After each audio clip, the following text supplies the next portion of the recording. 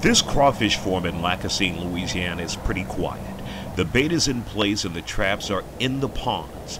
These mudbug farmers are on an early morning lunch break just before they get back in the water.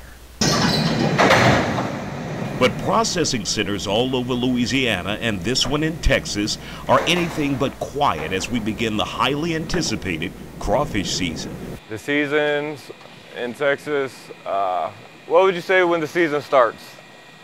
I know it ends July 4th. Mid-February to July 4th.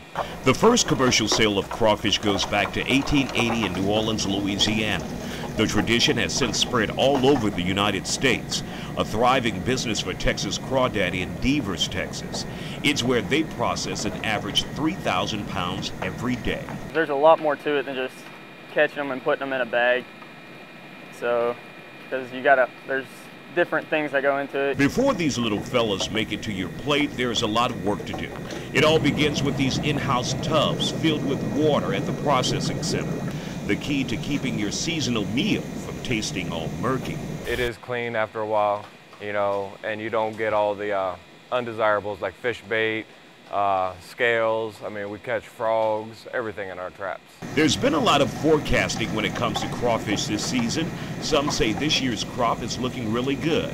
But what about those who have a front row seat to the hottest food this spring? It's looking pretty good so far. So far, it's early in the season and we're still getting big ones. And it's early and there's going to be bigger ones to come.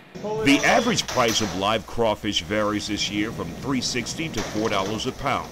By the time the food makes it to restaurants and stores, the prices rise as high as $7 a pound. Pounds these guys are putting out by the sack. It's a smelly job, but someone got to do it. On the road from Louisiana to Texas with my trusty cell phone, Isaiah Carey, Fox 26 News.